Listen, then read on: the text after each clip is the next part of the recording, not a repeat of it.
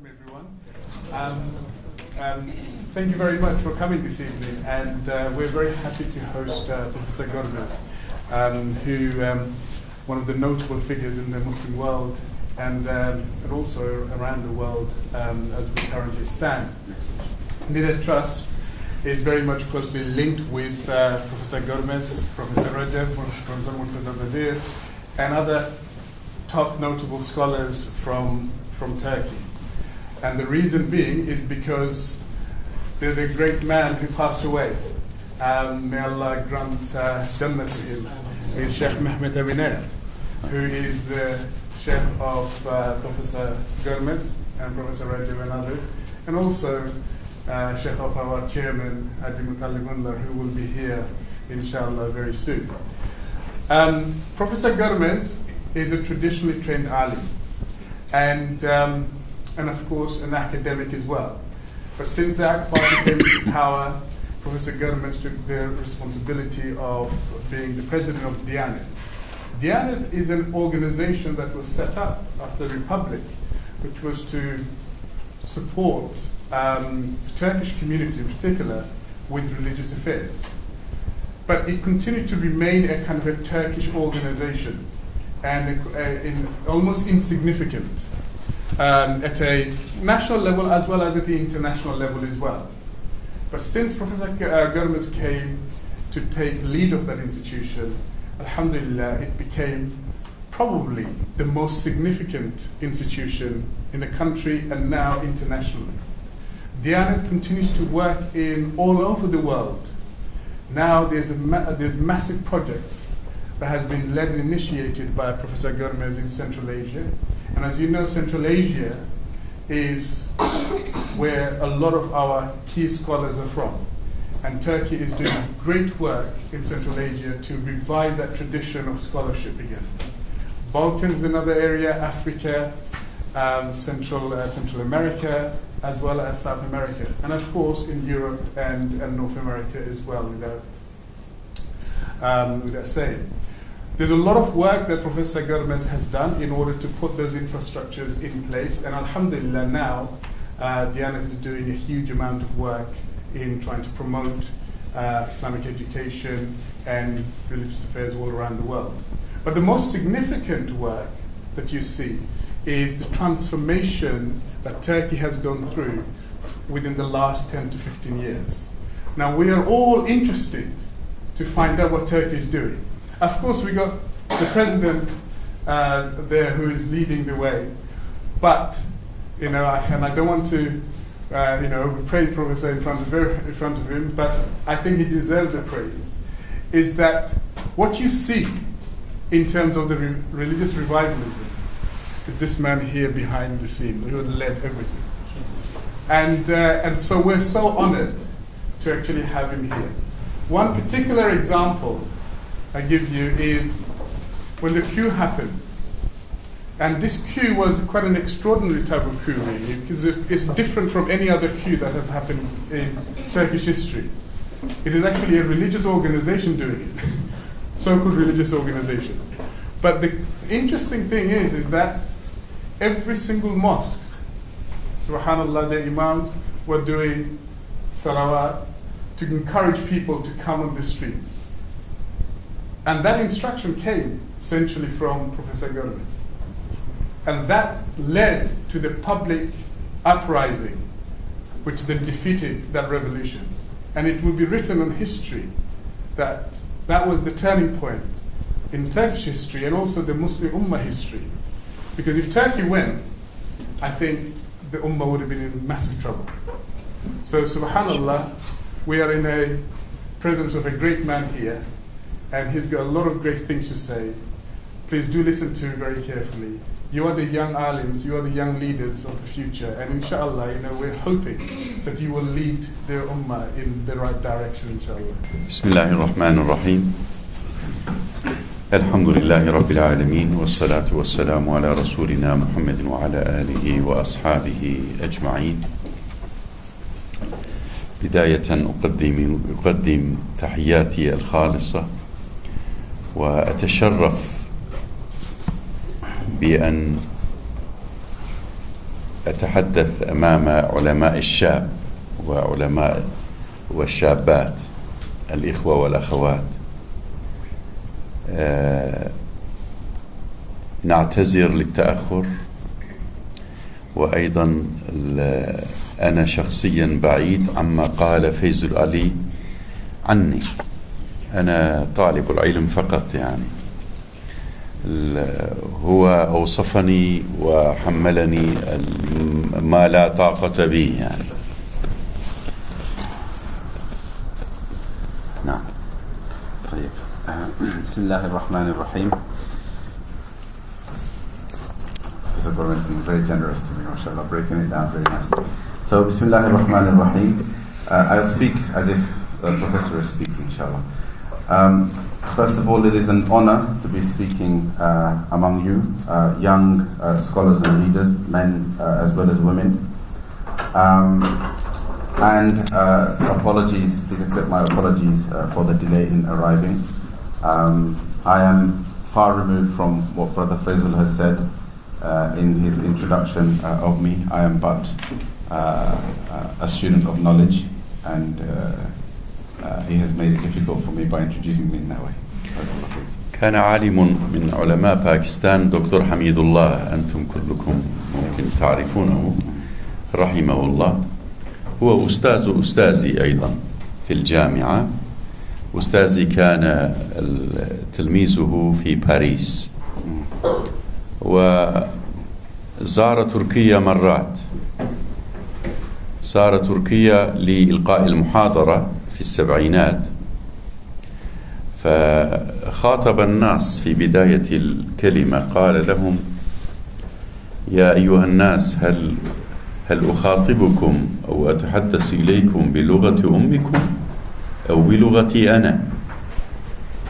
كلهم قالوا: لا، بلغة أمنا. وبدأ أن يتحدث بالعربية، فاستغرب الناس، فقالوا: يا شيخ، أنت وعدتنا بأن تتحدث بلغة أمنا. قال: والله أنا أتحدث إليكم بلغة أمكم، لأن الله سبحانه وتعالى قال: النبي أولى بالمؤمنين من أنفسهم وأزواجه أمهاتهم. So there is a well-known scholar, Dr. from India, Dr. Hamidullah, who many of you would have heard of and may know. He was my teacher's teacher. My teacher studied under him while in spending some time in Paris. Dr. Hamidullah visited Turkey in the 70s and delivered a talk. And he asked people, should I speak to you in your mother tongue or should I speak to you in my language? So everybody said, speak to us in our mother tongue. So obviously that's more convenient. So then Dr. Hamidullah delivered his lecture in Arabic. So people were surprised by this, right? And you said you would speak in our mother tongue. And I think you all get the message that Dr. Hamidullah made the point, that Arabic is your mother tongue. النبي أولى بالمؤمنين. And of course it's because the Prophet وأزواجه أمهاتهم. And of course this is clearly borne out in the Quran, where the Prophet where Allah subhanahu wa ta'ala says about the Prophet sallallahu alayhi wa sallam that النبي أولى بالمؤمنين من أزواجهم النبي أولى بالمؤمنين من أنفسهم وأزواجه أمهاتهم. That the Prophet is closer to the believers than themselves, and his wives are their mothers, and therefore. الليلة أريد أن أساهم معكم من هو العالم؟ من هو العالم؟ ولا أريد أن أطيل عليكم، لا سيما بعد الكلمة أريد أن أجيب أسئلتكم وأذاكر معكم. يعني المذاكرة أحسن من الكلمة والاستماع. المذاكرة معكم مع العلماء الشاب والعالمات أيضا. اليوم من هو العالم؟ هل هو صاحب المعلومات الكثيرة؟ يعني من هو العالم في حضارة الإسلامية؟ العالم من هو الفقيه؟ من هو المجتهد؟ ما الفرق بين العالم والمجتهد والفقيه؟ أود أن أركز على هذا. الوصول إلى معلومات كثيرة تحولت إلى أسهل شيء في العالم، ولكن إذا واحد رجل حصل على معلومات كثيرة، هل يمكن أن نسميه بأنه صار عالما؟ هل يمكن يعني كما تعرفون الله سبحانه وتعالى شهد أعلن كشاهدا لوجوده ووحدانيته العلماء، شهد الله أنه لا إله إلا هو والملائكة وأولو العلم. يعني من هو العالم؟ تعريف العالم تحول إلى مشكلة كبيرة أعتقد.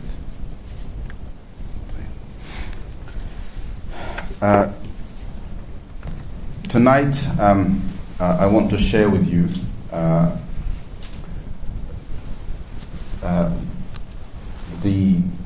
the question of who is a alim, who is a scholar in Islam.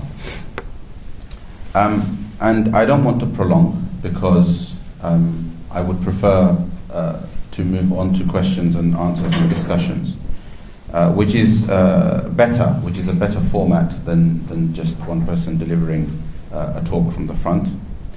So, is the alim a person who has lots of information, who has amassed a lot of information, who has a lot of ma'lumat? Or is it something else? Who is a alim in the Islamic civilization? And other similar terms, or other relevant terms, who is a alim, who is a mujtahid, who is a faqih in the Islamic parlance? We know that gathering information, knowing a lot of stuff, right, has become extremely easy nowadays. So today, if someone amasses a lot of information, or knowledge in the sense of information, can we now call such a person a alim? Allah subhanahu wa ta'ala refers to people of knowledge in the following way, in this verse, where Allah says, شَهِدَ اللَّهُ أَنَّهُ لَا إِلَهَ إِلَّا هُ وَالْمَلَائِكَةُ وَأُولُو الْعِلْمِ قَائِمًا بِالْقِسْطِ. Allah says that Allah subhanahu wa ta'ala testifies that there is no God but He, and so do the angels and the people of knowledge, standing with justice. Meaning that the people of knowledge are referred to as being people who are testifiers unto Allah subhanahu wa ta'ala's oneness. And the question here is, who are the people of knowledge, or the scholars who are mentioned in such a high rank in this verse?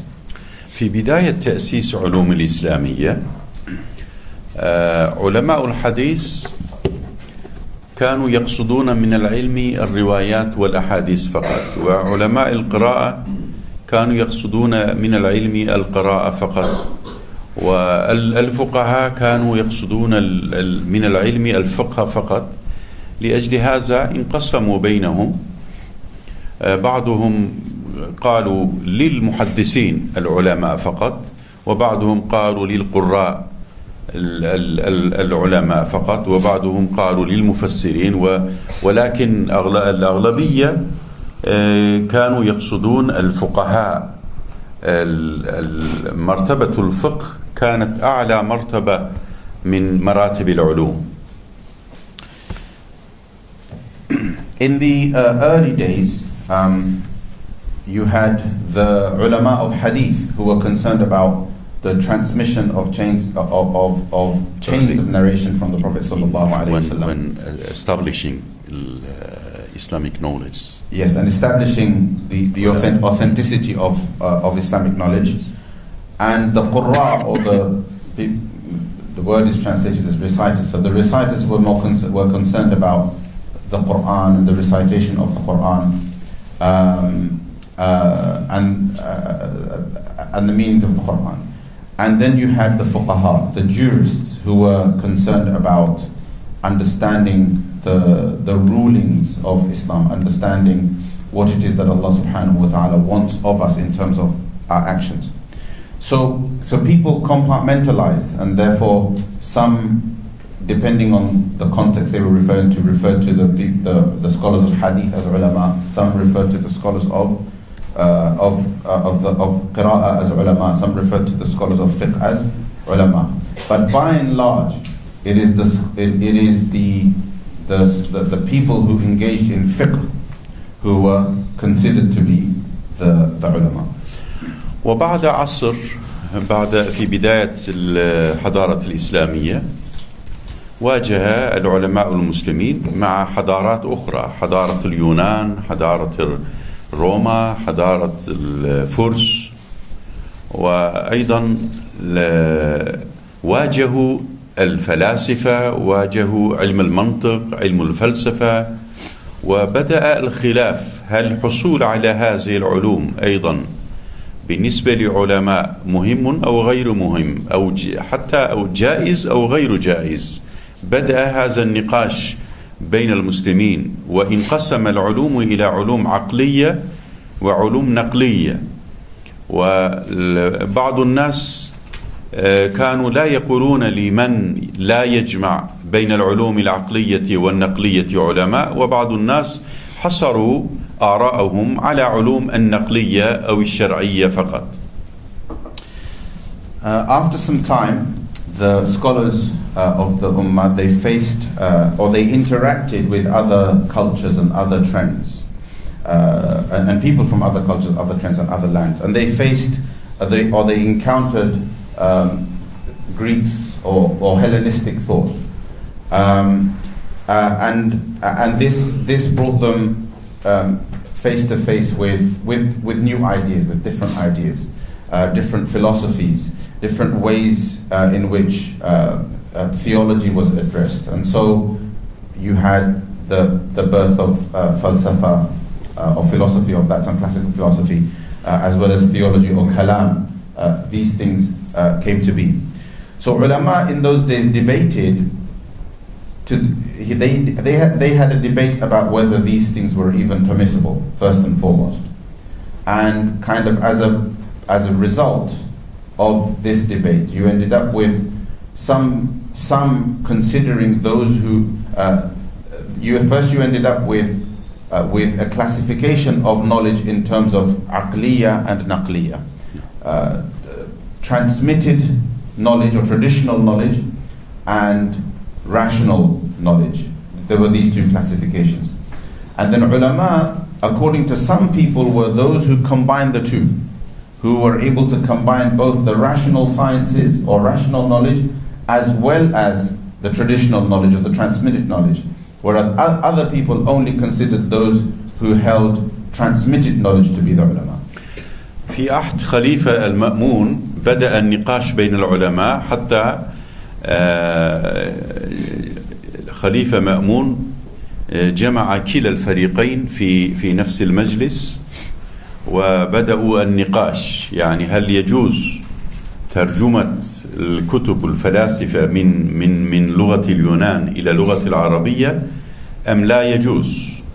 بدأ هذا الخلاف أمام الخليفة مأمون، وخليفة مأمون أعطى لهم وقت بمدة شهر أو شهرين، وطلب من كلا الجانبين أن يكتبوا رسالة في جواز أو منع أو حرمة الترجمة من اليونان.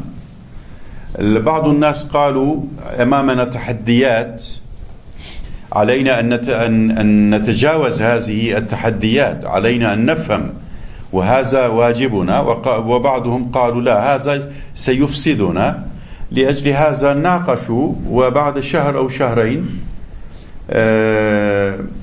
جاءوا إلى نفس المجلس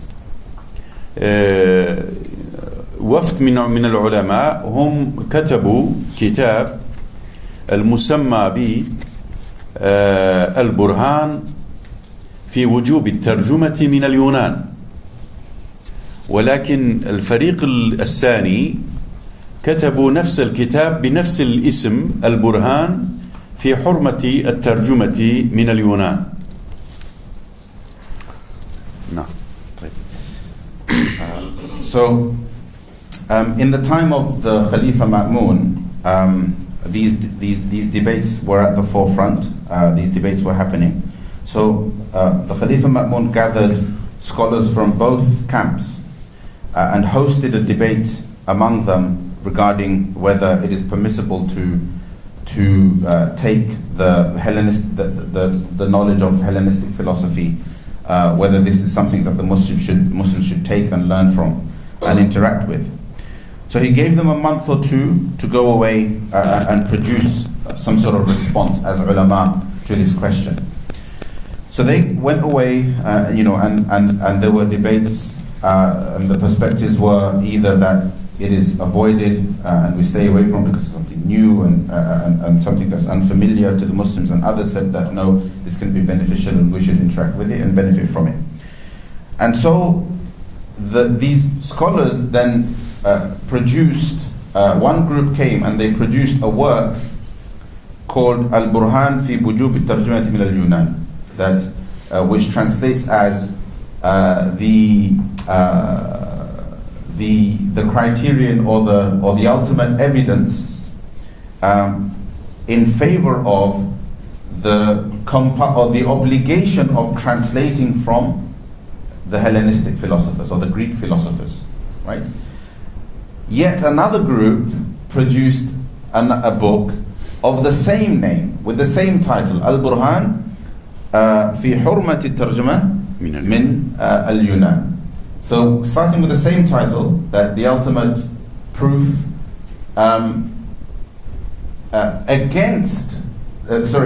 proof in favor of the impermissibility of translating from Hellenistic philosophers.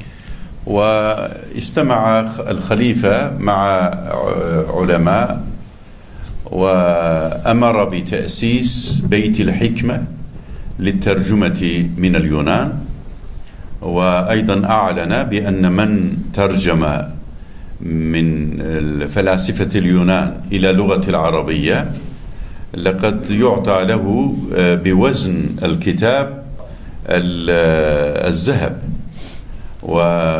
وهكذا بدأ الترجمة، وهذه الترجمة أيضا بعد العصور انتقل هذه الفلسفة إلى الحضارة الغربية كما تعرفون. So the Khalifa Ma'mun heard both sides of the argument and he took a side, he took a decision, and his decision was to establish the Bayt al-Hikmah, which was established specifically for the purpose of translating the works of the Hellenistic philosophers, of the Greek philosophers. And he incentivized it. He announced that anybody who translated anything from the Hellenistic philosophers, he would award them the weight of the book that they translated. He would give them that in gold. He would give them the weight of the book in gold. And hence, so with the incentive, there was this flourishing of translated works of the Hellenistic philosophers. And as we know that as time passed on, and this is something that became part and parcel of the Muslim intellectual space, it was something also that later on other traditions, the Western tradition, took from the Muslims. من هذا العصر حتى عصور بعد عصور الوسطى كل العلماء المسلمين ركزوا وجمعوا بين العلوم العقلية والنقلية، وكلهم تألفوا كتب في كلا الجانبين. كما ذكرت في المحاضرة قبل يومين للعلماء، لا سيما في بلاد ما وراء النهر، كل العلماء مثل ابن سينا، مثل الفارابي، الكندي، يعني حتى إمام الغزالي، إمام الحرمين الجويني، كلهم ألفوا في المنطق، في الفلسفة، في الفقه، في التفسير، في الحديث، وجمعوا بين العلوم، وكانوا لا يعدون من انتقص في الجوانب العلم، لا يقولون له عالما كاملا، ولكن إذا جمع هذا العلوم كانوا يقولون له هذا هو العالم. So after the Middle Ages, pretty much all of the scholars combined both strands of knowledge, the rational strand as well as the transmitted or the traditional strand. And so you have scholars kind of in that period, such as Ibn Sina, Farabi, Kindi, Imam al-Ghazali, Imam al-Haramain al-Juwayni, and many others, who generally it was the norm that their contributions to knowledge combined both contributions in the rational sciences as well as contributions in the revealed sciences. So they wrote on mantiq, which is logic. They wrote about falsafa. They wrote on kalam, which had aspects of Hellenistic philosophy in it, as you know. But they also wrote about on fiqh and tafsir and hadith and the more kind of revealed sciences. And this became the norm among the scholars of the Muslims, and it was rare to find people who didn't combine the two who were yet considered scholars. أحسن المثال للعلماء الشاب هو شيخ إمام أبو حامد الغزالي، وهو أيضا كان شاب وتوفي في 51 سنه كان 51، ولكن استوعب كل العلوم، حتى من أسماء الكتب التي ألفت من جانب إمام الغزالي يمكن أن تؤسس حضارة: القسطاس المستقيم، الاقتصاد في الاعتقاد، فيصل التفرقة بين الإسلام والزندقة، قانون التأويل، معيار العلم، ميزان العمل، المستصفى من علم الأصول، يعني مؤلفات كثيرة. وشيخ أحمد البدوي جمع مؤلفات الغزالي، وعلى حسب يعني هذا الكتاب عدد المؤلفات الغزالي كثيرهم يمكن المتون الصغار 507 مؤلف. ومعذرة، وحتى طالب من طلابه سأل إمام الغزالي فقال: يا إمام، كيف وجدت الوقت؟ يعني كيف وجدت الوقت وألفت هذه الكتب؟ قال: أنا رجوت من الله سبحانه وتعالى أن يعطيني الوقت في داخل الوقت، الزمن في الزمن، وأعطاني الله تعالى الوقت في الوقت، الزمن في الزمن. وأرجوكم لعلماء الشاب أن تدعوا أن تدخلوا هذه الكلمات إلى دعائكم لو تريدون أن تكونوا علماء كبار، لأن العمر قصير والعلم كثير، ونحن نحتاج إلى أوقات كثيرة، ونرجو من الله تعالى أن يعطينا بركة في الوقت، بركة الزمن، لكي نكون علماء ولو طالب من طلاب أبو حامد الغزالي رحمه الله.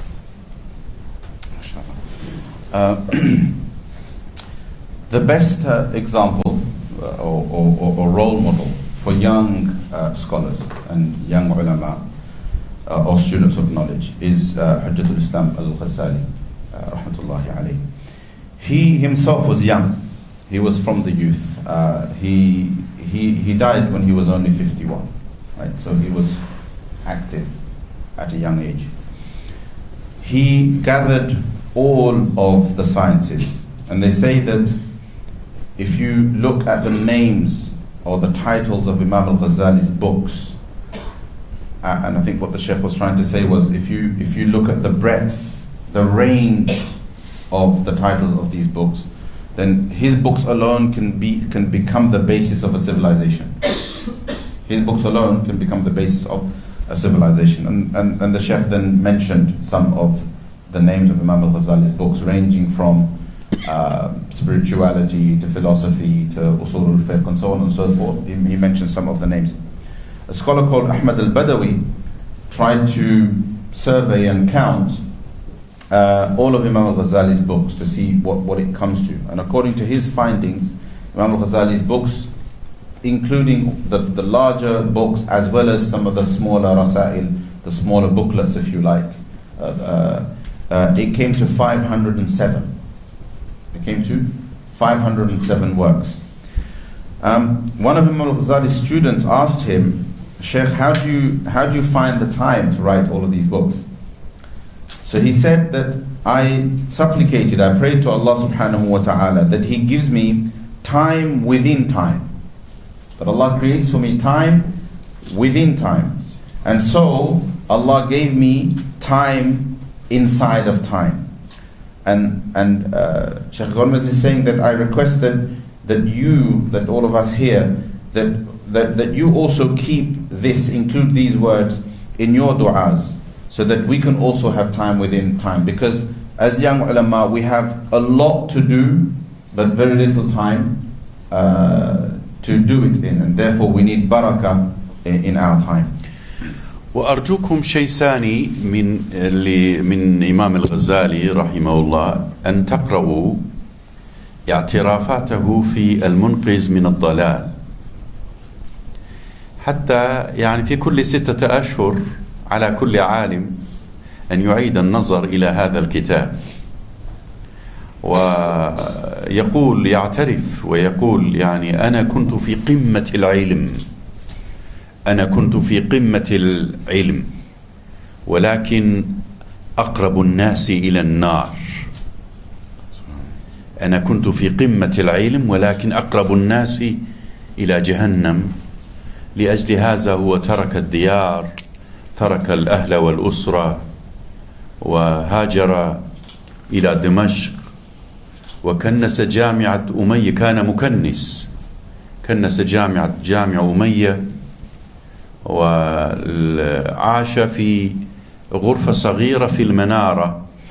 أنا صعدت إلى هذا الغرفة وجلست مكانه وفكرت شوية، يعني حتى وكان حينما كان يكنس المسجد أكثر ما يسمع من الأسماء اسمه الغزالي في زاويات في الجلسات العلمية في المسجد. وأخيرا قبل 2 واحد من العلماء قال إمام الغزالي هكذا، ولكن هو استمع، هو يعني يعرف أنه هو يفتري عليه يعني، وتدخل إليهم فقال يا شيخ، يعني الغزالي لا يقول هكذا. وشاع بين الناس أن هذا المكنس هو ممكن الغزالي هو غاب، رجل غائب، ولأجل هذا هو ترك الشام وذهب إلى خليل، إلى القدس. وأيضا يعني حياته العزلة أيضا مملوءة بالعبر، مملوءة بالكتب، مملوءة بالعلم، مملوءة بالمؤلفات. وعلينا أن نركز على حياته العلمية كعلماء الشاب. Okay. I would also request all of you, with reference to Imam al-Ghazali, that you read his personal admissions, his i'tirafat. So out of his reflections, there were certain things that he admitted about himself in his book Al-Munqidh min al-Dalal. Imam al-Ghazali in this book, he, among many things, he admitted to himself, he came to this recognition about himself that he was at the pinnacle, the pinnacle of knowledge, yet the closest of all people to hellfire, the closest of people to Jahannam, but yet at the pinnacle of knowledge. And having come to this realization, this self-realization, he chose to leave his land and leave his family and leave his possessions, leave this fame that he had. And he eventually became a cleaner in the Masjid Umawi. Yes. And he had a little room in by the minaret. And Sheikh Gormez is saying that he's been to that room and he spent some time. It's a little room, and he spent some time in the. وأنا كذلك شيخ زرت تلك الغرفة والحمد لله. And he spent some time reflecting on Imam al-Ghazali. So once, often as Imam al-Ghazali was doing his duties, cleaning and so on, he often heard people mentioning his name. People were talking about al-Ghazali this and al-Ghazali that. And things continued in this way until one day he heard a person referencing him, saying that, al-Ghazali said this. And Imam al-Ghazali felt he had to step in, because he felt that this person was falsely attributing a statement to him which he hadn't said, and he was al-Ghazali. So he stepped in and said, look brother, this is wrong, al-Ghazali didn't say this. And so this suspicion arose among people that this cleaner who's been cleaning in the masjid might be al-Ghazali. And so Imam al-Ghazali decided to leave again, because he didn't want people to know him and he didn't want people to recognize him. And so he left again and went to Al-Quds. And so his life is one of this type of solitude, where he chose to completely become a hermit and move away from people. And his life is full of lessons and learning, and full of course, these wonderful books that he wrote. بعض الناس في الغرب لا سيما بعض المستشرقين قاسوا بين توماس أكيناس and له كتاب My Confession وبين إمام الغزالي شتان بينهما، يعني لا يمكن أن يقاس كلاهما، أو لا يمكن أن يقاس هذه الاعترافين يعني. Some people in the West, particularly Orientalists in the West, they make a comparison between Thomas Aquinas' book My Confessions and Imam al-Ghazali's equivalent work, and the Sheikh is saying that there is absolutely no comparison between them. They're both completely far removed from one another. الإمام الغزالي في عصره رأى كل المشاكل المحيط عالم الإسلامي والإنسانية، وواجه كل هذه المشاكل بطريق العلم والحكمة. على سبيل المثال رأى يعني بعض المشاكل من الفلاسفة ورد عليهم، ولكن قبل الرد عليهم كتب مقاصد الفلاسفة. والآن العلماء يعني يكتبون التهافت قبل المقاصد، ولكن هو أيضا كتب مقاصد الفلاسفة وبعده كتب تهافت الفلاسفة، ورأى أن الهجوم من الباطنية، وكتب فضائح الباطنية وكتب المستصغر، ورأى الخلافات بين أهل السنة والجماعة وكتب كتب لإزالة هذه الخلافات بين المسلمين. ويعني لا يمكن أن نرى أي موضوع، أي مشكلة يحيط عالم الإسلامي هو عالج بتأليفات، ولا سيما هو ركز، لأجل هذا أنا ركزت على إمام الغزالي كثيرا، هو ركز على العلاقة بين العقل والنقل، على الوحي والعقل. أحيانا لا يمكن أن نفهم مثلا قانون التأويل. قانون التأويل رسالة صغيرة جدا ولكن مهمة جدا، لا سيما لتأسيس العلاقة بين العقل والنقل. هو يقول في كلمته: الوحي عقل من الداخل. الوحي لا، العقل وحي من الداخل، والعقل العقل وحي من الداخل، والوحي عقل من الخارج. هذه كلمته، وظهر النقاش على هذا الكلمة، وبعض الناس هاجموا عليه. العقل وحي من الداخل والوحي عقل من الخارج، لكي يفسر العلاقة بين العقل والوحي. وكتب في هذا المجال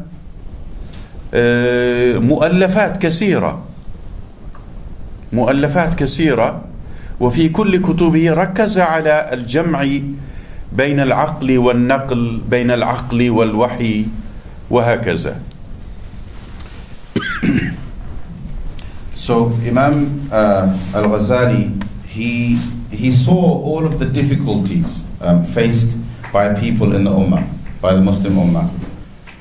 And he was someone who faced all of these difficulties and all of these trials, if you like, with hikmah and with wisdom. He saw problems coming from the falasifa, from the philosophers. And so he tackled that and he dealt with that. But unique to him was the fact that Imam al-Ghazali didn't deal with it by writing a refutation of them, but first he wrote a book on their subject. He wrote Maqasid al-Falasifa first. He established his knowledge, his expertise on the subject by writing a book on the subject first. And only after that did he write a refutation of it in the form of the book Tahafutul Falasifa. And the Shaykh makes an observation that nowadays, when people see a problem with anyone, they make no attempt at trying to establish their own qualification in the subject. They write the Tahafut first. People write Tahafut before Maqasid nowadays. But this was the wisdom of Imam al-Ghazali. And similarly, he saw problems coming from the Batiniya, who were a sect of the Shia, and he wrote a book, Fadaihul Batiniya, to address that problem. And he saw that there were lots of differences among the Muslims, that the Muslims were not united, and there were lots of theological differences and khilafat among them. And so he addressed that. The Sheikh doesn't mention the book, but taqsid Sheikh Faisal al-Tafriqa. No. So he wrote the book Faisal al-Tafriqa, for example, to address the problem of difference of opinion. And he tried to present to people a way, a method for resolving these differences and for seeing these differences in a more kind of unifying way. There's no problem that the Ummah faced in his time that Imam al-Ghazali did not try to deal with. He did not try to counteract through his writings and through his thinking. He focused a lot on the link between aql and naql, on the link between the mind, or the rational mind, and the and revelation, right? The rational mind and revelation. There was a lot of focus on this. Even little books like Qanun al-Ta'wil, which is a small book, but it's a major contribution on this particular point, on this issue of establishing the foundation of the link between revelation and rationality, or the rational mind. He said this one line that Sheikh cites. He said this one line, that the intellect, or the rational mind, is revelation from inside. It is an internal revelation. And revelation, wahi, is an external intellect. And people pored over this statement. This line is an example of an attempt by Imam al-Ghazali to try to consolidate these these two paradigms, which of course people saw as contradictory, and this was something that was a big issue for people. And similarly, Imam al-Ghazali wrote many books in this area, focusing on how rationality and revelation can come together, and he tried to demonstrate that they are that they are not contradictory. هذا الكتاب أنا ترجمته إلى اللغة التركية، كتاب قانون التأويل، وأيضا كتبت له شرح. أنا تخصصي حديث النبوي، لا سيما أنا ركزت في حياتي العلمية على فهم النصوص الحديثية، ورسالتي دكتوراه المسمى بإشكالية المنهج في فهم السنة والأحاديث النبوية.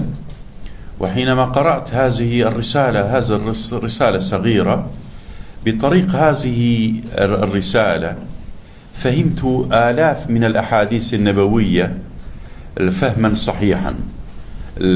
سبب تأليف هذه الرسالة يمكن أنتم يعني قرأتم، أنتم تعرفون. واحد من تلاميذه سأل عنه حديث إن الشيطان يجري من الإنسان مجرى الدم، فقال كيف يدخل الشيطان إلى أعراق الناس، وكيف يمشي مثل الدم، وهل الشيطان يعني مائع أو جامد؟ لأجل هذا هو ما أجاب هذا السؤال، وكتب هذه الرسالة لكي يشرح كل الأحاديث في نفس الطراز، يعني كيف نفهم هذه الأحاديث النبوية. لأجل هذا هو كتب هذا الكتيب الصغير.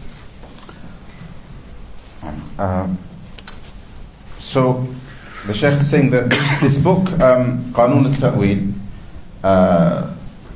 which mentioned earlier, I've translated translated in English. This anyone know if that's been translated into English? قانون التأويل. لا. No. There's a brief summary of the translation By who? Frank Griffel, philosophical theology of Imam نعم، هناك يعني واحد فرانك جريفل، right؟ هو لخص يعني الكتيب. نعم. في مقالة شوية. نعم. So yes, so the Sheikh is saying that I've translated this book into the Turkish language, and my own specialization is in hadith, and I focused on revelation and understanding scripture. شيخنا لو أخبرتمونا عن عنوان إشكالية المنهج في فهم السنة والأحاديث النبوية، رسالة دكتوراه. إشكالية المنهج في فهم السنة والأحاديث النبوية. Methodological problems. So methodological problems in understanding the Sunnah and Hadith. And Hadith was the Sheikh's PhD. And I think I'm gonna أنا أشرح شوي لك يعني ما سمعت منكم في اللقاء يوم السبت. So I think my understanding of it is that I was quite fascinated by this, is that his PhD was actually on, for those of you who understand, who are familiar with usul al-fiqh, is on whether the classification of the dalalat in usul al-fiqh can be applied to the sunnah or to hadith, given that in hadith you can do riwayah bil ma'na, which if you're familiar with usul al-fiqh is actually a really fascinating question. And I believe, Sheikh, you've translated, you've had the PhD translated into English? Into English and into Turkish, but so inshallah, perhaps soon. Inshallah, it's going to come out soon. So I wanted to throw that in. So apologies for deviating from the translation. So the Sheikh was saying that his specialization is in hadith and in understanding scripture and revelation. And he found that this little book of Imam al-Ghazali, given his own specialization, this little book of Imam al-Ghazali enabled him to understand correctly thousands of ahadith that he previously hadn't understood. And he tells the story of a student asking Imam al-Ghazali a question around the hadith that indeed the shaitan runs through the human being the way through the veins, right? Through the veins with his blood. And the student had asked, thrown a question at Imam al-Ghazali saying that, well, how can this be? This doesn't logically make any sense. How is it possible for this other being to get inside the human being and then to kind of flow with blood? This doesn't logically make sense. So Imam al-Ghazali then, in response to that, wrote this book as an attempt to help people rationalize correctly matters of scripture that otherwise may not make sense. بعد حروب الصليبية ولا سيما مع حروب صليبية ودخول المنغول إلى عالم الإسلامي وسقوط بغداد وسقوط بيت المقدس، وفي العالم الإسلامي ظهر مشاكل كبرى من ناحية فكرية وعلمية أيضا. ولأجل هذا بدأوا في بعد ذلك الوقت بدأوا أن يقصروا أو أن يقصدوا من كلمة العلم أو عالم علوم شرعية فقط، وتركوا علوم العقلية وحصروا أفهامهم على علوم الشرعية والنقلية فقط. وبدأ الانقسام أيضا، علوم دينية وغير دينية، علوم شرعية وغير شرعية. وأنا أقول هذا first secularism in the Islamic history. So I never got to know all of that, but inshallah I'll remember. So after and during the Crusades, and with the problem and the kind of concurrent problem with the Mongols and the Mongol hordes and what they did to Baghdad and the Muslim lands and how they completely pillaged and destroyed them, there was a consequent intellectual crisis among the Muslims, which in the Sheikh's analysis led to a kind of compartmentalization of knowledge in terms of, in its definition, in terms of knowledge of the sacred or knowledge of Sharia and rational knowledge. And there was an attempt, or there was a movement to only focus the definition of knowledge on Shari'i knowledge. And people began making references to terms like worldly knowledge and religious knowledge. These types of classifications started to appear. And the Sheikh says that it was as though he says, I say that this was the first secularization of religious knowledge, when these types of trends started to appear. أقدم مدرسة في مدينة سمرقند أسست مع مرصد. المدرسة مع المرصد. الناس كانوا يدرسون علوم الإسلامية الشرعية، وبعده ينتقلون إلى هذه المرصد ونفس علم الفلك. أيوة. لكي يكشفوا السماء، الشمس والقمر والنجوم. وألوبي العالم كبير، العالم الفلكي أيضا، هو فقيه، هو مفسر، هو محدث، هو عالم يعني، وكان مؤسس هذا المرصد، أو باللغة التركية نقول رصد خانة، ولكن observatory. Yes. ولكن بعد هذا العصر الأخير، يعني بعد انهيار هذا بحروب صليبية، وطلاب المدرسة هدموا هذا المرصد وقالوا هذا مخالف للشرع، نحن لا نريد أن نعمل هكذا. وهذا أيضا يعني المفترق الطرق في تاريخ حضارة الإسلامية. Okay, so he gives this example of the oldest madrasa in Samarkand, where students studied along with the Islamic sciences. Students studied astronomy and worked in an observatory. right? Also, they kind of practiced astronomy in an observatory. And he says that this was the norm, right? So you have this old madrasa where there was no differentiation between the religious and the non-religious, or the dunyawi and the religious, and so these demarcations didn't exist. He says that after the Crusades, after this period described earlier, there was an incident where the students, this idea came to them. They ingrained in their minds this idea, this new idea, that there was something which was the religious and something which was the secular or the non-religious. And they went, and in an attempt to kind of demonstrate this, they went and demolished the observatory, as if to say that this has got nothing to do with our deen or the study of the deen. And he says that it's as though this period was this demarcation, this line drawn between two different trends in Islamic thought. نعم.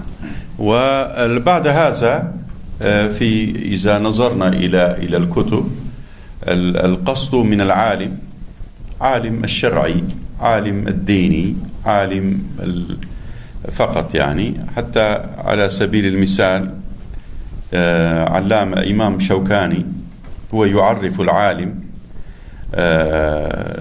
يعني من يكون صاحب 5 شروط.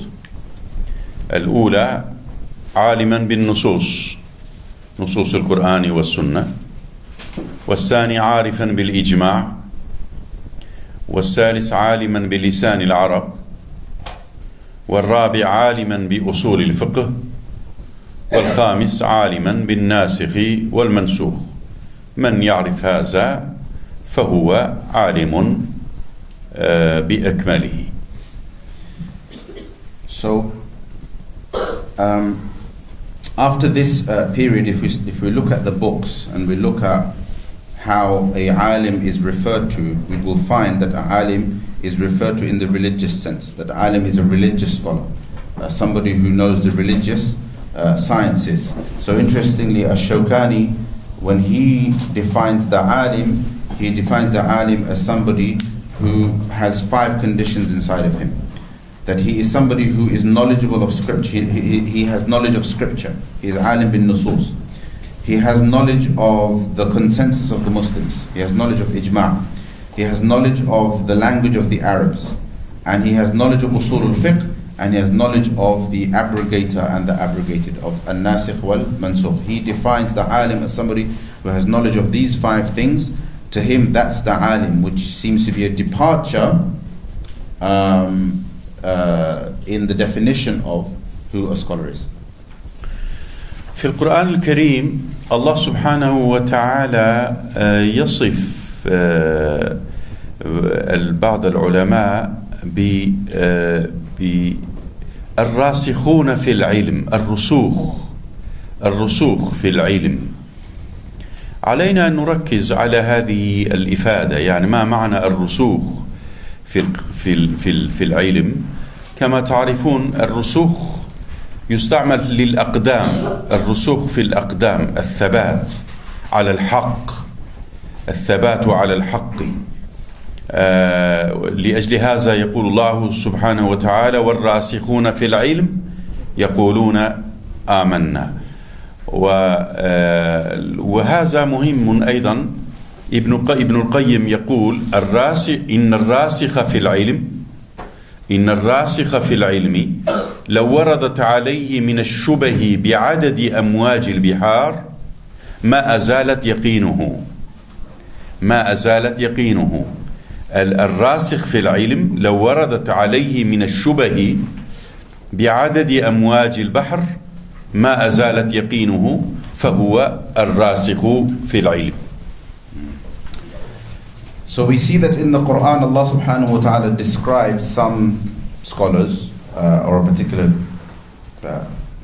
type of scholar as rasikhuna fil ilm, or translated as those firm in knowledge. And if we look at the meaning of this, the word rasikh or rusukh refers to firmness of the feet, as if to say that or rather, people whose feet are firmly planted, as if to say that being firm in knowledge is about being firm on the truth, being firm about what one knows.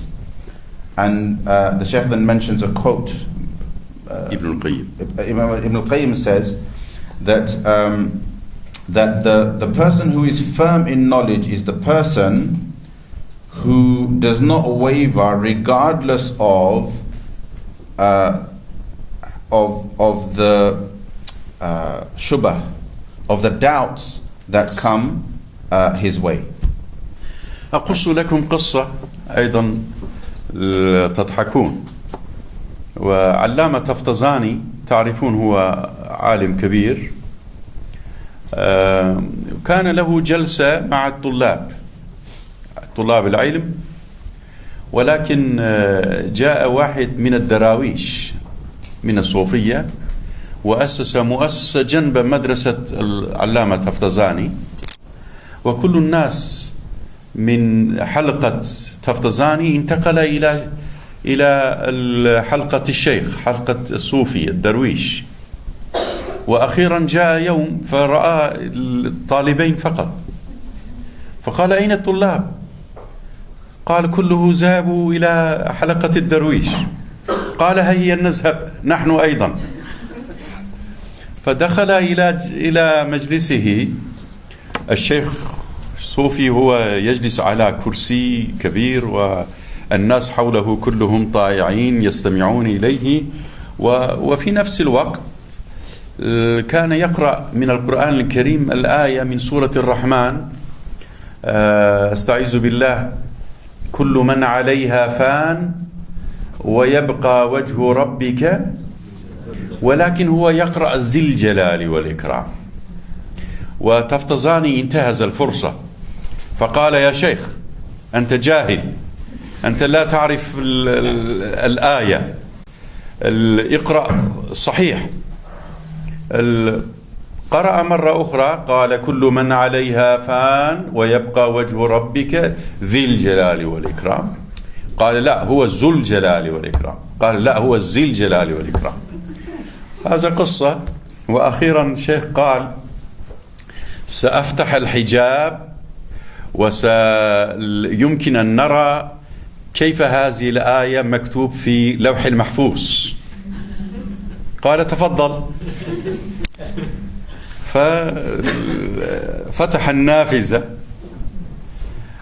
فرأى علامة تفتزاني من بعيد مكتوب هذه الآية على لوحة، ولكن مثل ما قال الصوفي يعني شيخ: كل من عليها فان ويبقى وجه ربك، ليس ذو الجلال والإكرام، ذي الجلال والإكرام. قال: هل تيقنت؟ قال: لا تغلق النافذة، علينا أن نصحح هذا، علينا أن نصحح ما كتب على اللوح المحفوظ. لأجل هذا العالم عليه أن يكون على يقين وبعيد عن الشبه. القصة مفهوم؟ نعم. So the Sheikh is telling us a story, a funny story, inshallah, that will make us laugh, hopefully. It's going to get a bit boring in translation. He's saying that there's a story of Imam al-Taftazani who had he had a majlis, or like a circle, if you like, of students who he taught.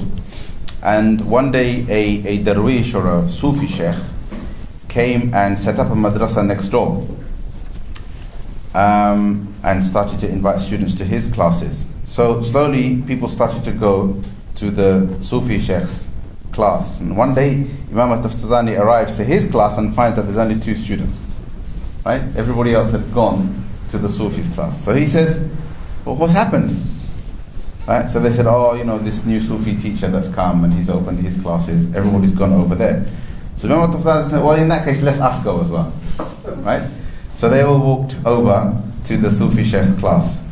So he went over there and he found that the Sheikh was sitting on this big kind of cushion, and his students were very politely and very obediently sitting around him, lapping up whatever he had to say. And in the middle of his talk, Imam al-Taftazani heard him recite the verse from Surah Al-Rahman, أعوذ بالله من الشيطان الرجيم كل من عليها فان ويبقى وجه ربك ذو الجلال والإكرام. except that the Sufi Shaykh recited it as وَيَبْقَى وَجْهُ رَبِّكَ ذِي الْجَلَالِ وَالْإِكْرَامِ. Instead of ذُو الْجَلَالِ, he read it as ذِي الْجَلَالِ. So Mehmet al-Tazani kind of waited for his moment, and when he got his moment, he said, Ya Shaykh, you said that wrong, right? That's not correct. You don't know the Quran, you're ignorant, It's supposed to be recited in this way. It's supposed to be recited as Dhul Jalali. So the Sufi Shaykh said, no, it's not meant to be Dhul Jalali, it's supposed to be Dhul Jalali. He stood by what he had recited. So they had an argument, toing and froing. He's saying Dhul Jalali, the other is saying Dhul Jalali. So eventually the Shaykh said to him, you know what, if you want, I will remove all of the veils and I will show you how it is written on a Lawh al-Mahfuz, on the sacred tablet in the heavens. So he instructs for the window to be opened. Now what Tafdani says, he says, in the distance, it's appeared to him like there was a tablet in the distance, and on the tablet it was written, كل من عليها فان ويبقى وجه ربك ذي الجلال والإكرام, as the Sufi Shaykh had said.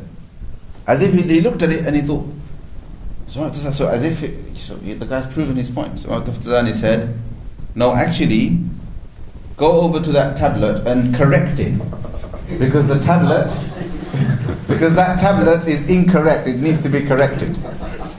So this story is to demonstrate how a scholar who is firm in his knowledge, it doesn't matter what kind of doubt people show him.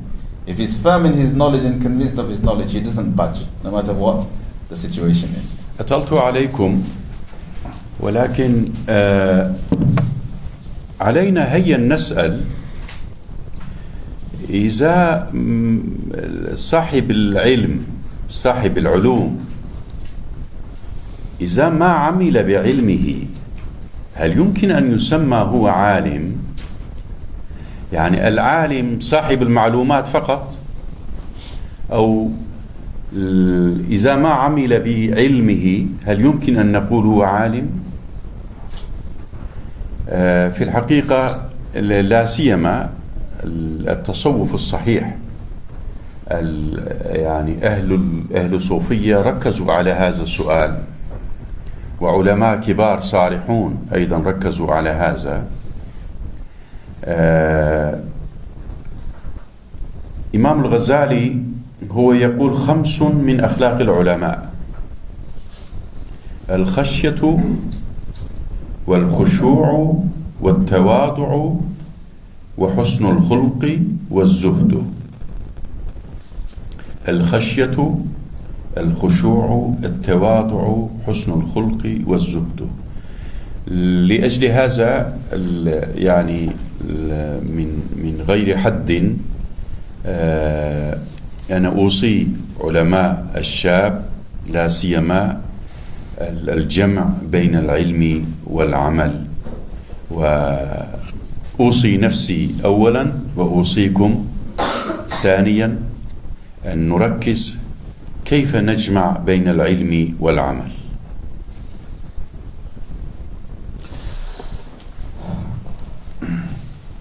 So Sheikh says that I've taken too long.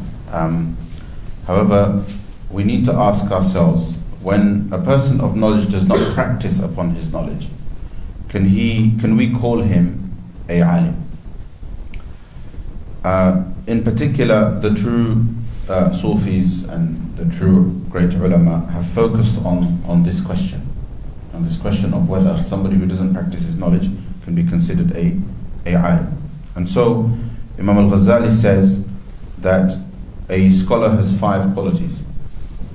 The first quality is khashya, which is fear.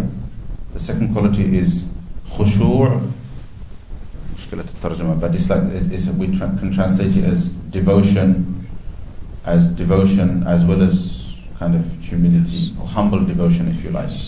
And then more specifically, humility, tawadu'. This is the third. The fourth quality is a broad one, which is husnul khuluq. He has beautiful conduct, beautiful character. And finally, he has zuhd, which is straight translation is asceticism, but zuhud is somebody who is disinterested in the dunya. A zahid is somebody who is disinterested in the dunya, a lack of interest in the dunya, or in material possessions. So Imam Ghazali says that these are 5 qualities of the people of knowledge. And without specifying anyone, the Shaykh says that I bestow upon you this advice, that we focus on practicing our knowledge and becoming people of amal upon our knowledge. في هذا المجال أود أن أوصيكم بعض الكتب. الأولى كتاب خطيب البغدادي اقتضاء العلم العمل، رسالة صغيرة، لكن هو جمع خطيب البغدادي جمع الأحاديث التي جمع بين العلم والعمل الصالح. والثاني كتاب إمام الآجري أخلاق العلماء. والثالث كتاب إمام الذهبي بيان زغل العلم.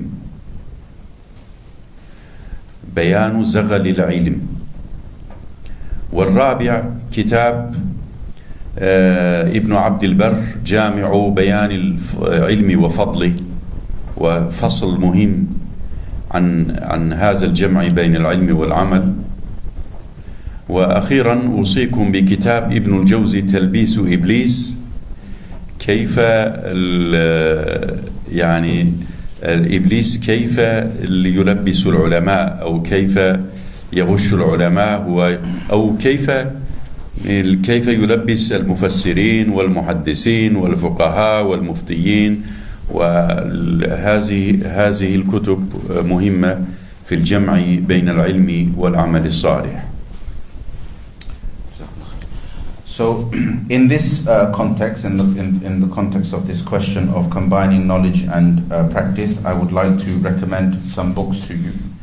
So, the first book is اقتضاء العلم العمل by Al-Khatib al-Baghdadi, in which he combines ahadith that emphasize this point of the need for the combination of knowledge as well as practice. And the book, I think, translates as the need for knowledge to have action, right? Or the requirement of knowledge of action. And then Ajurri's book, Akhlaq al-Ulama, the characteristics of the scholars. Imam al-Dhahabi's book, Bayan Zaghal al-Ilm. Is deception a good translation of Zaghal? يعني كيف يخرج من الطريق يعني، أو كيف الزغل. So if you like, the pitfalls, if you like, yes, of knowledge, right? Yeah. Ibn Abdul Barr, he has a book, Jami' Bayan al-Ilmi wa Fadli, the compendium, or the book that gathers the explanations of knowledge and the virtue of knowledge.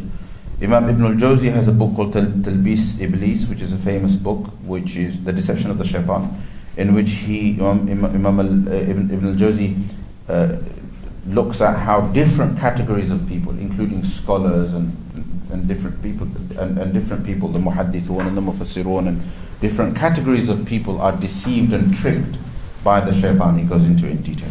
وأخيرا كلمتي الأخير، كما قلت سابقا، الوصول إلى معلومات صار أسهل شيء في العالم، ولكن المهم وظيفة العلماء الوصول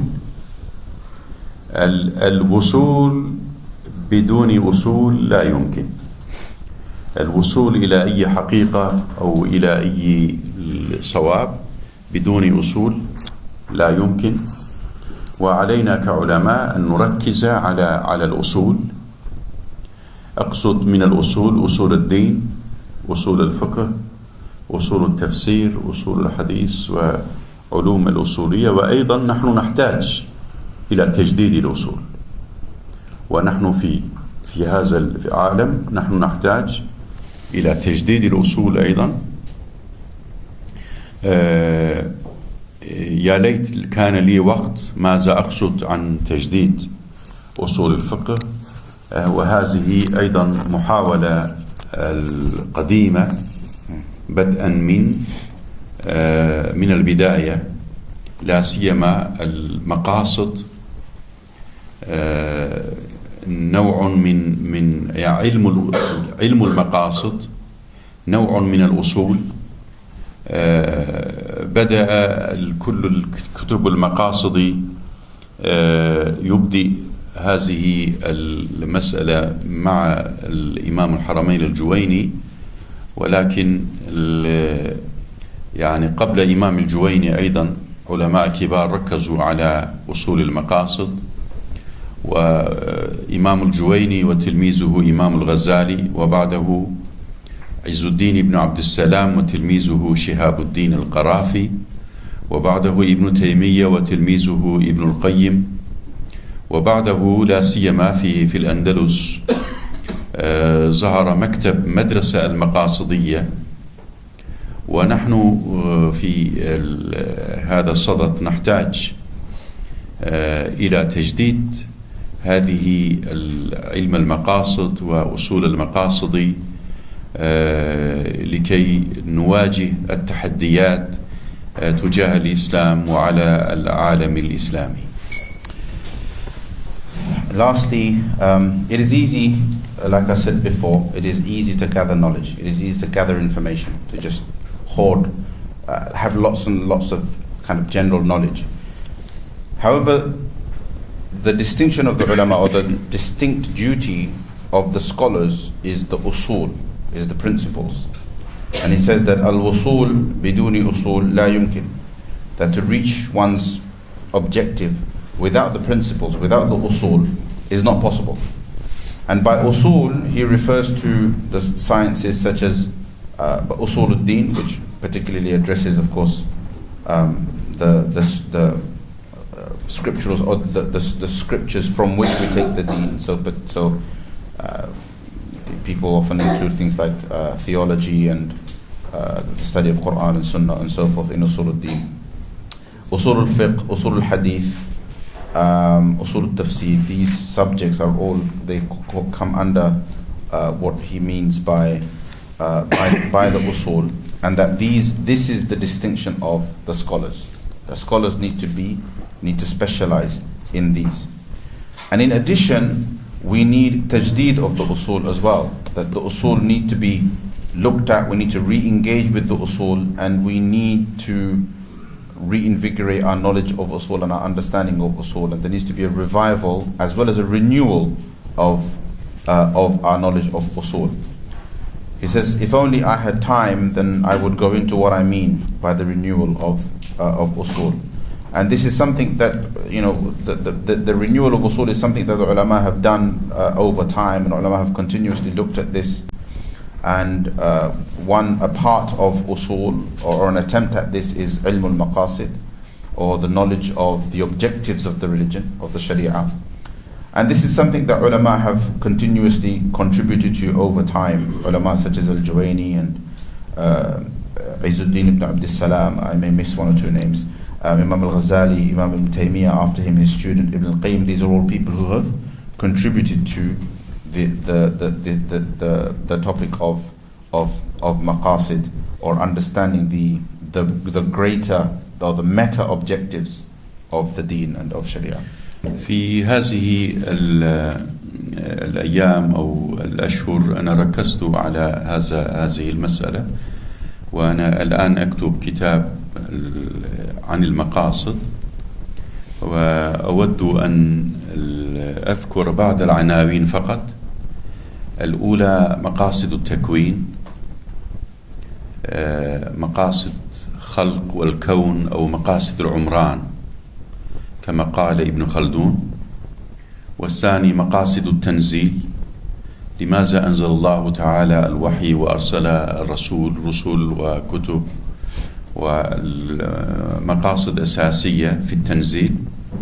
وأيضا مقاصد القرآن ومقاصد السنة. وبعده مقاصد التشريع. مشكلتنا نحن نبدأ بمقاصد التشريع قبل مقاصد التكوين، قبل مقاصد التنزيل مقاصد القرآن ومقاصد السنة، ونبدأ بمقاصد التشريع، وبعد مقاصد التشريع نركز على مقاصد التكليف، ونرى نقرأ الشريعة من جانب المكلف، يسر الإسلام، سمحة الإسلام، والموافقة لفطرة الإنسان، وهكذا. Okay. So nowadays I have focused on this subject, on the subject of usul, and I'm compiling a book on it, and I'll just mention some headings that I'm focusing on in this book. So some of the headings that some of the topics that I'm covering are like maqasidut taqween, the higher objectives of taqween, and by taqween he means creation or the creation of nature, if you like. So which refers to things like khalq, the objectives of creation, kawn, or if you like of being, right? As well as of human habitation of the earth, and so forth. Then it has sections on maqasidut tanzil, which looks at revelation, prophets. What are the higher objectives of this? Why are books? Why is revelation sent down? Why are prophets sent, and so forth? And then he has a section called Maqasidul Qur'ani was Sunnah, the higher objectives of the Quran and the Sunnah. And then comes Maqasidul Tashri', which is the higher objectives of law, or the formation of law. He says the problem that we have is that we too often jump to Maqasidul Tashri' straight away without exploring the maqasid of taqween, the maqasid of tanzil, of maqasid of Quran and Sunnah, without exploring the first areas that we have to look at in terms of maqasid, and hence we face problems. He says after that I've also looked at maqasid al-taklif, so the high objectives of making the creation responsible for obeying Allah and for following Sharia. And he says in that I've covered things like the ease of Islam. وذكرتم أشياء أخرى يسر الإسلام سمحة وفطرة how Islam is moderate and open, and the whole idea of the fitrah of the human being, how Islam is according to the fitrah, and so forth. These types of things have been covered under مقاصد التكليف. أود أن أختم كلمتي بكلمة أنقل من ابن قيم الجوزية، وأرجو من شيخ شمس الضحى أن يترجم كل فقرة. طيب. فإن الشريعة مبناها وأساسها على الحكم ومصالح العباد في المعاش والمعاد. فإن الشريعة مبناها وأساسها على الحكم ومصالح العباد في المعاش والمعاد. طيب أنا أترجم من النص إن شاء الله. أنت لا الآن. طيب. So I want to end with a quote from Ibn al-Qayyim al-Jawziyya, who says that indeed the Sharia, its basis and its foundation is upon wisdoms and the common interests of the slaves in their livelihood or in their life in the dunya, as well as their life after. وهي عدل كلها. And all of it is just. وهي رحمة كلها. And all of it is mercy. ومصالح كلها. And all of it represents general interests. فكل مسألة خرجت من العدل إلى الجور. So every issue or every mas'ala, every issue that comes out of justice into injustice, وعن الرحمة إلى ضدها, or from mercy to its opposite, وعن المصلحة إلى المفسدة, or from general interest or benefit to harm and corruption, وعن الحكمة إلى العبث, or from wisdom to frivolousness or uselessness, فليست من الشريعة. then such a thing is not from the Sharia. وإن أدخلت بالتأويل, Even if through through some sort of interpretation, it was added to it, it was entered into it. والسلام عليكم ورحمة الله وبركاته.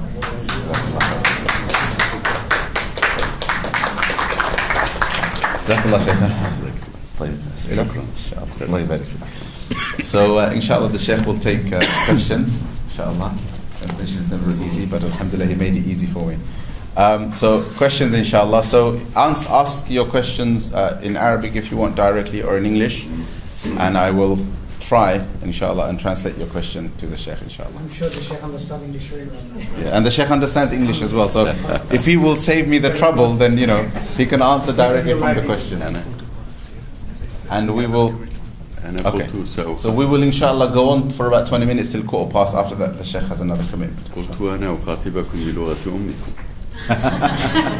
Yeah, so the Sheikh says, look, I've spoken to you in your mother tongue, so what's the issue? So shall we begin from the right inshallah, and from the front, and then I'll try and catch as many people as possible inshallah. It is not really a question, just I want to say thank you very much for the Sheikh, because he clarified for when the secularism are started in the Islam. Because dunya and deen, we divided. And Allah said, Rabbana atina fid dunya hasana wa fil akhirati hasana. No. But we divided. So it is very genius for us and excellence that we understood now. The dunya and deen is together, not divided. Yes. So let's go to the next. And then I'm going to take two from the sisters, and then we'll do it like that. For young scholars, how would you recommend prioritizing studies and time? What would you recommend focusing on studying, teaching, or how would you recommend prioritizing different activities? في الحقيقة من ترك الطلب لا يمكن أن يكون عالم. بداية علينا حتى نهاية عمرنا من المهد إلى اللحد علينا أن نركز على العلم، على طلب العلم. هذا أول. الثاني يقول علي عزت بقوفيج، هو leader of بوشنياك، هو يقول من لا يكون تلميذ السماء لا يمكن أن يكون معلم الأرض، معلم الدنيا. علينا دائما أن نكون تلميذ السماء. الصبر أيضا، حتى في شعر ولكن لا يمكن أن أكمل: ألا لن تنال العلم إلا بستة: ذكاء وحرص وإرشاد أستاذ وطول زمان. وكما قلت نرجو من الله تعالى أن نعطي إلينا الزمن في الزمن، هذا مهم. وأيضا المهم ما قال النبي صلى الله عليه وسلم: من عمل بعلمه علمه الله ما لم يعلم. هذا مهم. يعني الصحابة كانوا يقرؤون القرآن ويعملون ويستمرون على القراءة، ونحن يعني يا إخواني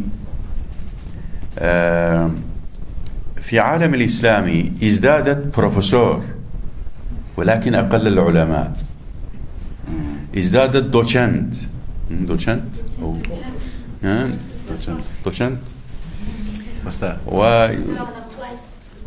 وازدادت دكتور، كلنا دكتور، صرنا دكتور يعني، ولكن أقل العلماء.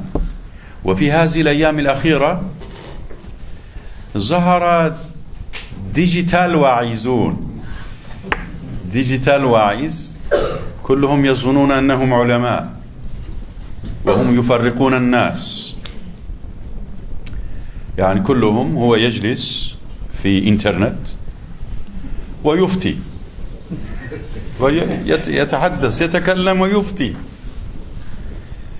المفتي هو الموقع عن الله سبحانه وتعالى، وهذا المجرى إنترنت لا يقبل لا أعرف، لا يقبل رجل يقول لا أعرف لا أدري، هو يعرف كل شيء، هو يعرف كل شيء.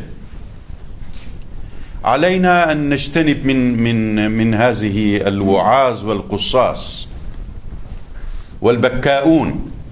تعرفون البكاؤون؟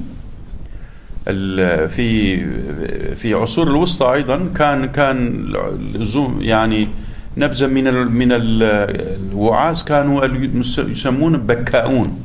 هم كانوا يحضرون الكميون عندهم لكي يبكي، يعني يبكي ويبكي يعني. والآن ظهر هذا الرجال من هذه، لا يمكن أن نقول هذه علماء، وحتى لا يمكن أن نقول وعاظ أيضا، يعني لأن الوعظ لغته لغة الحكمة. يقول الله سبحانه وتعالى: ادعوا إلى سبيل ربك بالحكمة، وهم بعيدون عن الحكمة. نحن نحتاج إلى علماء يا إخوان، والله نحتاج، مثل هواء نحن نحتاج إليكم. اليوكي تحتاج إليكم، وأوروبا تحتاج إليكم، لكي نصحح أفهام الخاطئة بين المسلمين، ولكي نزيل عداوة الإسلام ومخافة الإسلام من قلوب غير المسلمين. نحن نحتاج إلى علماء العاملين المخلصين. هلك الناس إلا العالمون، وهلك العالمون إلا العاملون، وهلك العاملون إلا المخلصون.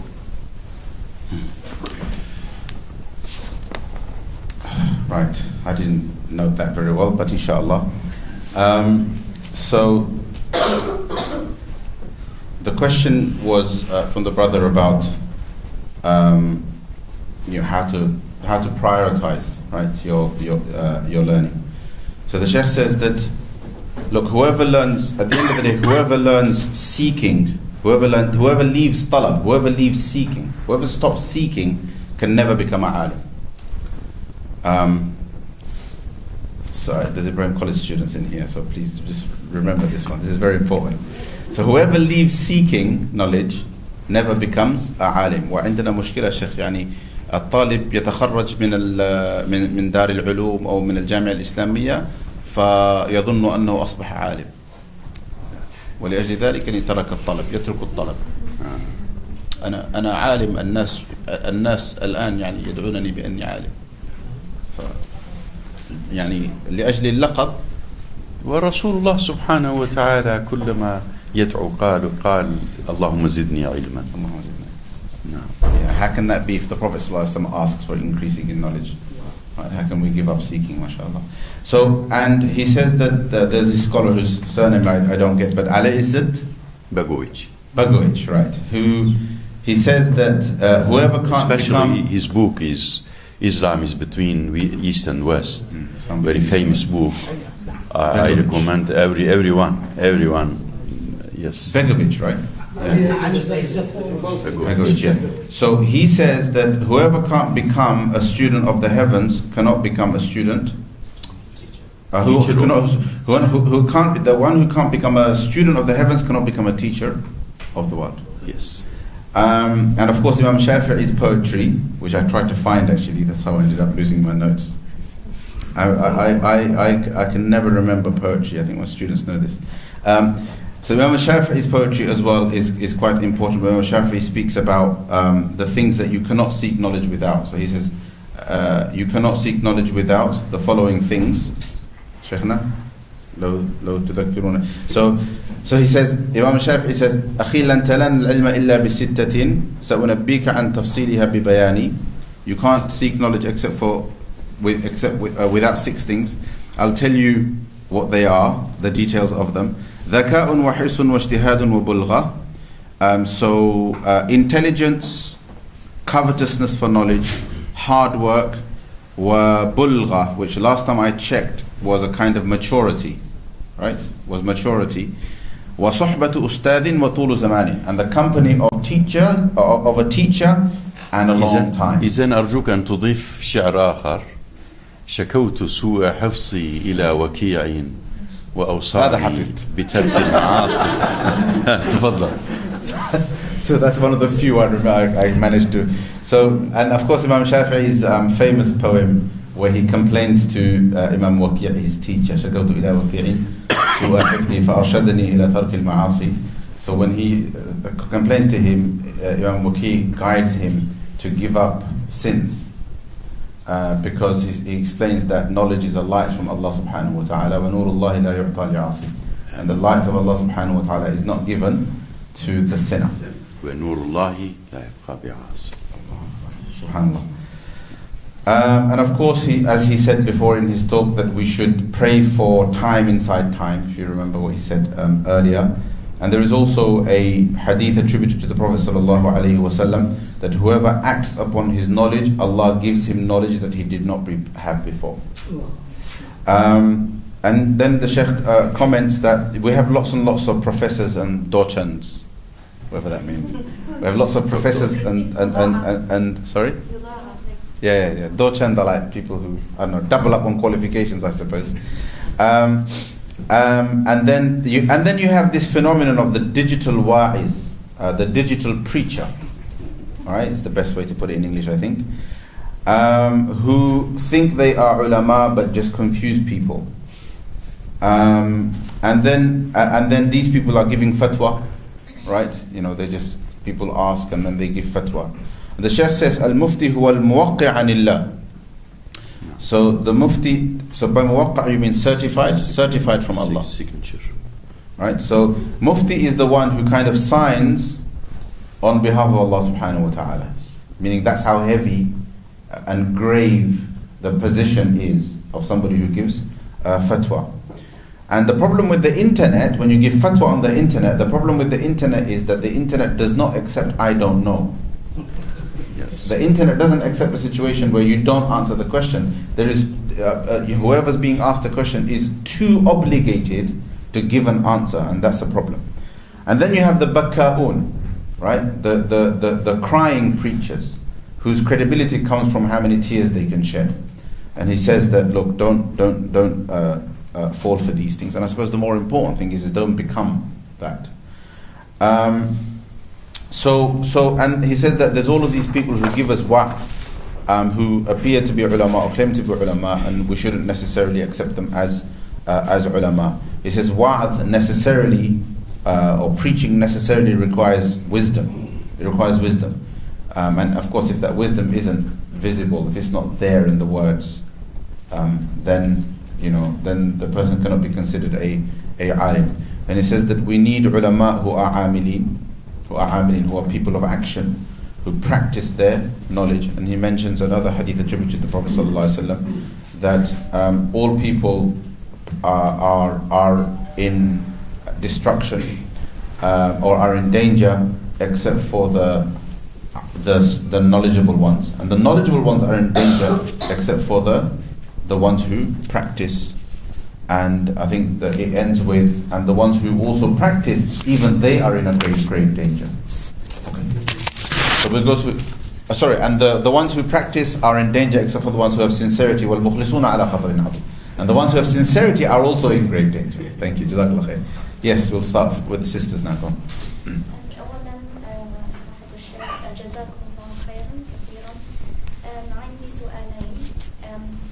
كيف نميز بين مقاصد القرآن والسنة ومقاصد التشريع؟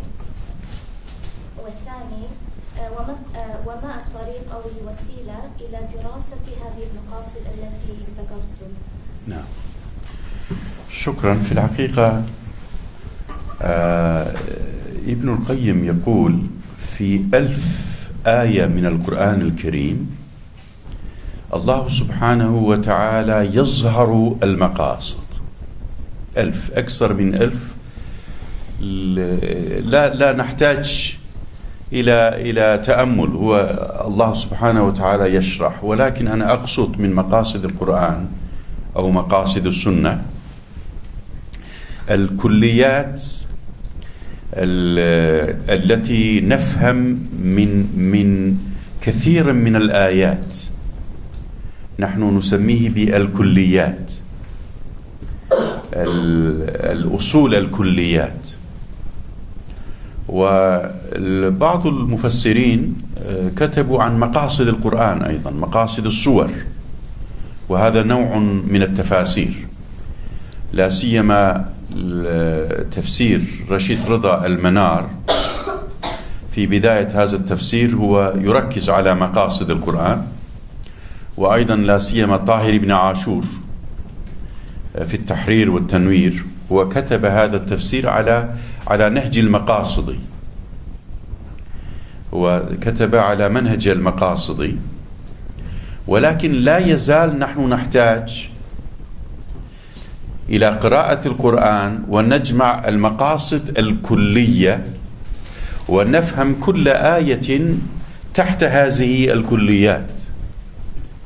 ونفس الشيء في السنة أيضا، علينا أن بداية نقرأ ونجمع مقاصد السنة، وإذا شرحنا أي حديث أو رواية علينا أن نفهم هذه الأحاديث تحت إطار هذه الكليات. لا يمكن يعني أن يخالف حديث من الأحاديث الكليات السنة، وهذا مهم جدا. في بعض الكتب أيضا يعني العلماء راسخون يركزون على هذه الأصول. أنا أشبه كل حديث أشبه إلى بازل، إلى لوحة الصورة، ولكن لا يمكن أن نرى كل أجزاء البازل أو كل الصورة من أي رواية واحدة. جزء من البازل يمكن أن تقرأ في صحيح البخاري، وجزء منه يمكن أن تقرأ في المستدرك الحاكم، وجزء يمكن أن ترى في سنن الدارقطني، وجزء روى سيدنا أبي هريرة، وجزء روت من سيدة عائشة رضي الله عنها. إذا ما جمعنا هذه الروايات، الجمع بين الروايات، لا يمكن أن نفهم من أي حديث. يعني إذا ركزنا على رواية واحدة وتركنا الأحاديث في نفس الموضوع في مواضيع أخرى وتركنا السنة، هذا لا يمكن أن نفهم. لأجل هذا الآن ظهر منهج صيدلية، تركنا الطب الأطباء وركزنا على الصيدلية، على طريق الصيدلية. هذا كما تعرفون النقاش بين إمام أبي حنيفة وأعمش. أعمش قال: سمعت أنك أفتيت هكذا، من أين هذا؟ قال: من رواية رويت أنت، الأولى والثاني والثالث. وأخيرا الأعمش قال: نحن المحدثون الصيادلة وأنتم الفقهاء الأطباء. إذا أصابنا مرض ونذهب إلى الصيدلية، وصاحب الصيدلة يختار ما يختار، يعني من أي علاج، يمكن هو يعطيك علاج ولكن هو سم، هو يسممنا، ونحن نحتاج إلى أطباء، إلى الجمع هذه الأحاديث، إذا جمع الآيات القرآنية والآيات الكونية وسنن الله في المجتمع وأسباب النزول، أسباب ورود الحديث. لماذا قال هذا النبي صلى الله عليه وسلم؟ لمن قال؟ أين قال؟ إذا ما جمعنا هذه كله، إذن نحن نخطأ في العقائد، في العبادات، في كل الشؤون. يعني لأجل هذا الأصول المقاصد أهم شيء لأن نصل إلى حقائق علمية. أطلت؟ استفدنا. Sorry? Yes. I'll try and summarize, Yes, inshallah. Yeah. summarize. So, the sister, I caught the first part of your question, Sister Mansour, but I didn't catch the second part. So the question was, how do you differentiate between the maqasid of the Quran and Sunnah and the maqasid of Tashri'? So I think the answer mostly focused on that. So the Shaykh says that Ibn Qayyim rahimahullah said that 1,000 verses of the Quran, there are 1,000 verses in the Quran that in which Allah subhanahu wa ta'ala just expresses maqasid, or higher principles, if you like, or higher objectives. And what the Shaykh says that what I mean by these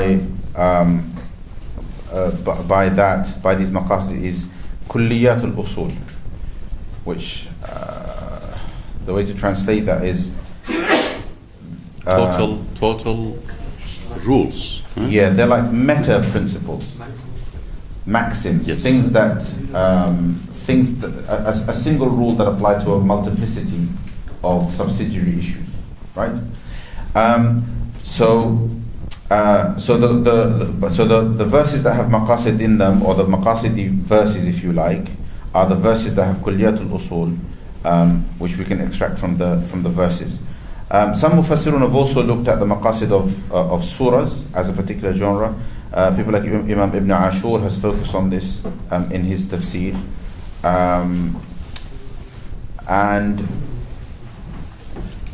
and he says that how you have to understand it is, how you have to look at the Quran is you understand all of the kulliyat, all of the maxims, all of these kulliyat al-usul as a top tier of verses, and then the remainder of the verses, or the juz'iyat if you like, fall under the kulliyat. They come under these meta narratives, or these top level maxims.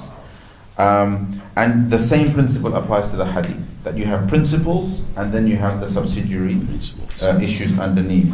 And you should not find, there shouldn't be a contradiction between the maxim and the subsidiary issue, right? So that a hadith would not a hadith which addresses a particular issue can never contradict a hadith that articulates a maxim related to it. In many books, or in some books, great ulama have focused on these issues, and he gives an analogy that all of the hadith are like a puzzle.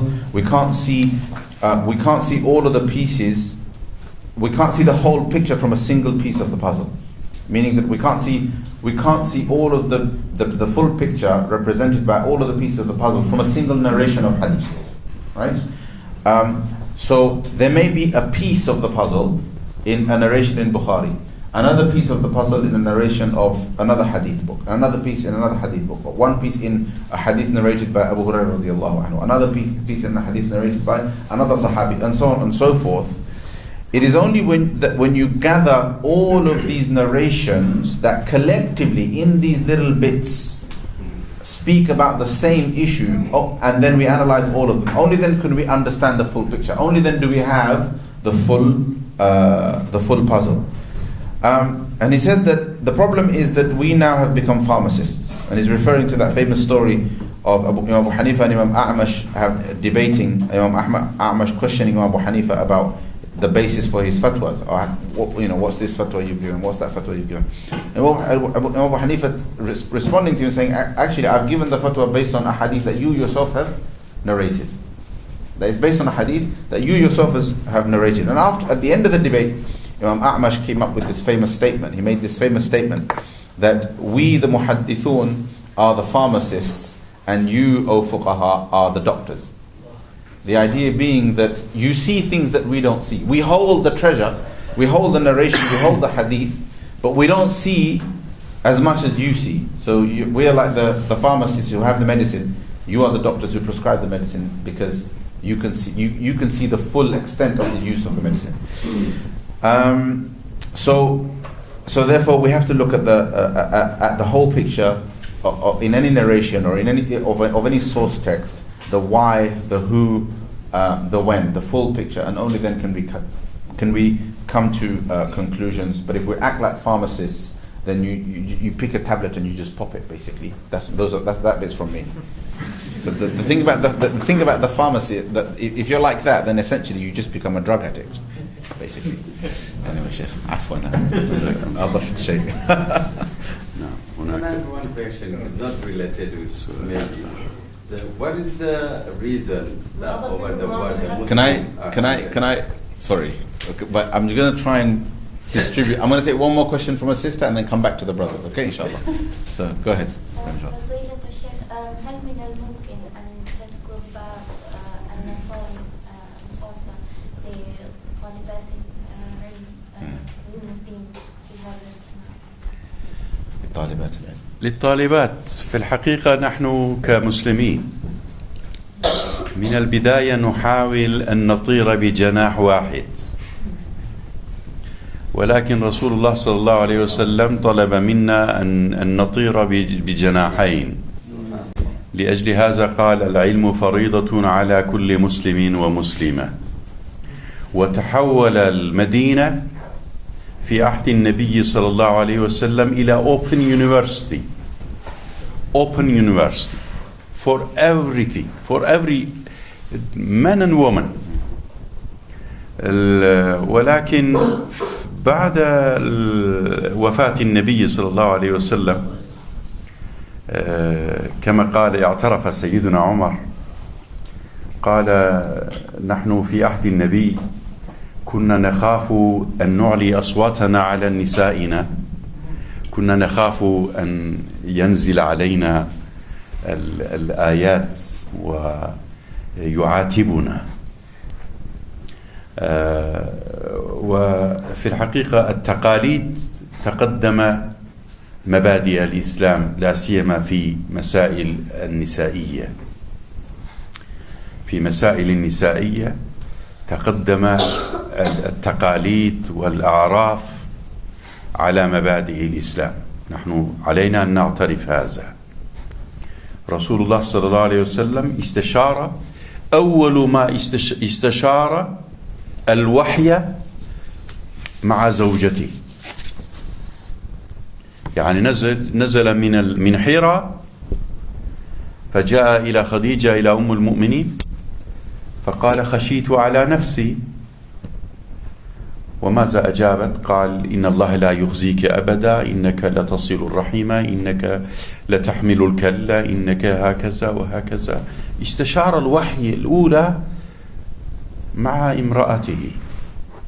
ونحن كمسلمين وضعنا حديث باسمه فقلنا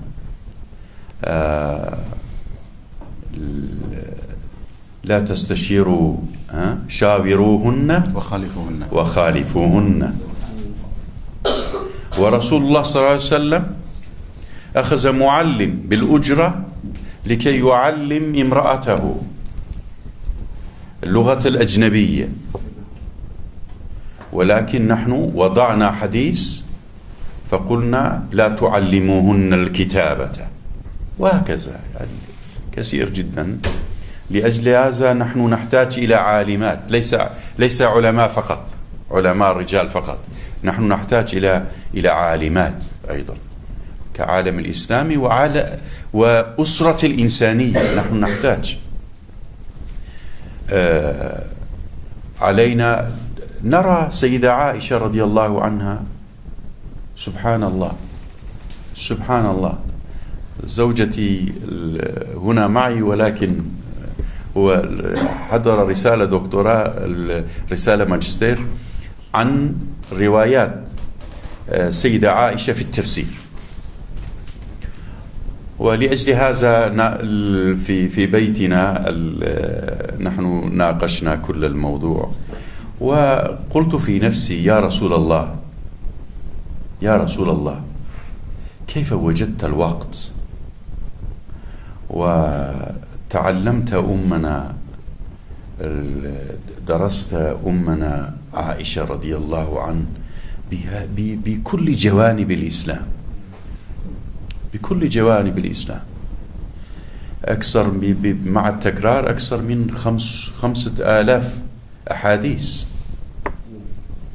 وله آراء في كل مكان. سيدنا ابن عباس يقول: ما يعني لم يوجد مسألة ما نحتاج إلى فتاوى أم المؤمنين عائشة رضي الله عنها.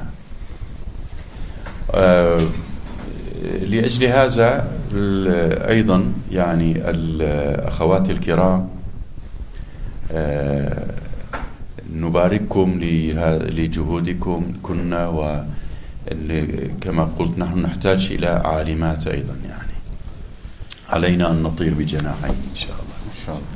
So I think the Sheikh kind of nailed it with the first line, actually, to be honest. He says that as Muslims we've tried to fly with one wing. When the Prophet ﷺ taught us to fly with both wings, when he taught us طلب العلم فريضة على كل مسلم ومسلمة. So the Prophet ﷺ set up an open university, open to men and women, but yet after his death, and by admission of people like Umar radiallahu anhu, you know, things changed. And Umar radiallahu anhu's admission was along the lines of him saying that we, at the time of the Prophet ﷺ, we feared raising our voices to the women in case revelation would come and admonish us. Meaning that there was a hesitancy, there was a kind of there was a fear of how men behaved towards women and so forth in case of revelation. And the Sheikh says that the truth is that cultures have overtaken the principles of Sharia as far as women are concerned. Culture, or all the different cultures that Islam interacted with, they have taken over the principles of Islam in so far as the issue of women is concerned. The Prophet ﷺ, after receiving revelation, the first person he consulted was a woman. And despite this, somehow we have fabricated statements like "Shawiruhunna wa khalifuhunna." So it's a famous statement. Believe it or not, I used to hear it from my teachers all the time. that's why I kind of. So we've heard things like, now this is advice given, by the way. Take their advice, but go against it. Right? The Prophet ﷺ paid somebody to come and teach the women at home, teach them how to write and so forth. He paid people to come and teach writing, yet we've come up with invented statements. We've invented statements that tell us not to teach women how to write. The Prophet ﷺ's example, the Sheikh mentions his own wife, that she did a master's in the narrations of Aisha radiallahu anha. This was her dissertation, right? Her dissertation, the narrations of Aisha radiallahu anha in tafsir. And upon that, the Sheikh reflects and says that he said it differently, but I'm going to paraphrase, that the Prophet ﷺ, he did not leave any aspect of Islam without teaching it to Aisha radiallahu anha. She narrated, if you leave the repetition, some 5,000 narrations, and there were so many things that couldn't be known about the deen without referring to Aisha radiallahu anha. So the Shaykh congratulates the sisters for their journey of seeking knowledge, and says that we need to fly with both wings. So coming back to the brothers, inshallah. So are we running out of time? So can we take one more on each side? So I'll go to the middle row. So what I'll do, inshallah, is I'll take 2 or 3 questions. Please keep them as questions. Is that okay? Inshallah. And also I would like to summarize, inshallah. And the Sheikh will summarize as well. Go ahead. I actually want to have one question. The second question just comes from the explanation of the Sheikh when he said that the way you look at the hadith is as if it's a puzzle. Yeah. With different pieces of puzzle, Yeah. one hadith with different narrations. Yeah. But that's another problem we have in Manhaj Islam. There is another Manhaj that looks differently. That's we have to apply each piece of puzzle. Yeah, well, I think and the Sheikh. Which Manhaj are referred to? Yes. Manhaj Salaf, for instance. So there are different riwayats in the same hadith, so apply them separately. And sometime every hadith became weapon. That's right. Weapon. Okay. So the manhaj is widespread anyway. So my question actually is what you said about the Imam Ghazali, the over 500 books. What are those books? They're not even translated. Which university is teaching that? Yes. And I know in some universities, instead of even teaching the books or even the thinking of Imam Ghazali, They even tell about him he's a Sufi. He's a Ahlul Kalam. I say this because it's an experience I went through. I studied in one of the Arab countries in the Gulf. So he used to be taught logic. Yeah. And then suddenly they came and said, no, this is Ahlul Kalam. And they removed it from the curriculum. طيب. That's again. So again, I'm going to that expression again. Is that it means that one of the reason for the falls of this enlightenment of Islam in terms of science and art, it is because of this division of knowledge of deen and knowledge of dunya. So we actually separate them and leave the knowledge of dunya in the hands of the Western world. yeah, absolutely. Yes. Therefore, the reason there's no university where we can actually teach. Yes. Well, that's another point. Soon, inshallah. We can say, okay, we need an alim, we need ulama. Thank you. Thank you. Turkey's there's some efforts already started in Turkey, inshallah. Soon we'll have one in London. Mufti Khalid. Not Turks, not Arabs, together, all Muslims, inshallah. Okay. شيخنا حديثكم الليلة عن الإمام الغزالي رحمه الله ذكرنا بما كتب الشيخ أبو الحسن علي الندوي رحمه الله عنه. أبو الحسن علي الندوي. الندوي، نعم. في كتابه القيم رجال الفكر والدعوة. نعم. بأنه مجدد وقته لأنه عالم المشاكل والمسائل نعم. التي واجهها الأمة. فنحن نسألكم ما هي المشاكل التي علينا أن نعالجها في هذا الزمن؟ شكرا. لا يزال نفس المشاكل وازداد نفس المشاكل في عصرنا الحالي في الحقيقة. بداية يعني طول المحاضرة علينا أن نعيد النظر إلى أفهامنا تجاه الإسلام وأيضا في تحديات يعني في بداية في عصر الماضي كانت تحديات، ولكن كمسلمين ما أجبنا ما تجاوزنا هذه التحديات وظهر عصر العولمة، ولا يمكن أن نعد كل المشاكل الآن يعني كلها معروفة من جانبكم، ولكن نحن نحتاج إلى إمام الغزالي أو الأكثر من إمام الغزالي، يعني نحن نحتاج إليه. جزاك الله خير. شيخنا، هل ترون أنه لابد من تجديد في العلوم العقلية في هذه الأيام؟ أستاذ شمس، في الحقيقة نحن نستعمل أحيانا 3 كلمات مع الإسلام: الإحياء والإصلاح والتجديد. وأقول الإسلام لا يموت، لا تحتاج إلى الإحياء، ولكن أفهامنا، أفكارنا، قلوبنا يموت وتحتاج إلى الإحياء. الإسلام لا يمرض، لا يصيب المرض إلى الإسلام، يعني لا تحتاج إلى الإصلاح، ولكن نفوسنا، عقولنا، أفهامنا، قلوبنا مصاب بالأمراض وتحتاج إلى الإصلاح. والإسلام لا يقدم أيضا، الإسلام لا يقدم، هي رسالة خالدة لا تحتاج إلى التجديد، ولكن أفكارنا، أفهامنا، قلوبنا، أرواحنا تحتاج إلى التجديد. ونختم بهذا إن شاء الله. ما شاء الله. الله يبارك فيك. So Sheikh has requested that he finishes on this note, inshallah ta'ala. So jazakumullah khair. I think a lot, if we reflect on what he said, inshallah, we'll see that he was very elaborate and very clear, inshallah. So I'm hoping that we've caught you on video Shams, as well. I'm now free. When we invite, inshallah, I come here, inshallah. Inshallah. Allah yabarak. Jazakallah khair.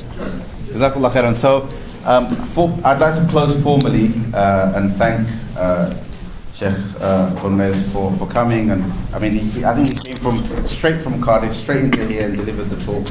And he took more questions than I thought he would be able to. So Jazakallah khairan, Sheikh. And it's been a great honor and a great pleasure to have you, and I'm sure we've all benefited greatly, inshallah. So Jazakallah khairan, we'll end with that, inshallah. Wa sallallahu ta'ala wa sallam ala Sayyidina Muhammad wa ala alihi wa ashabihi.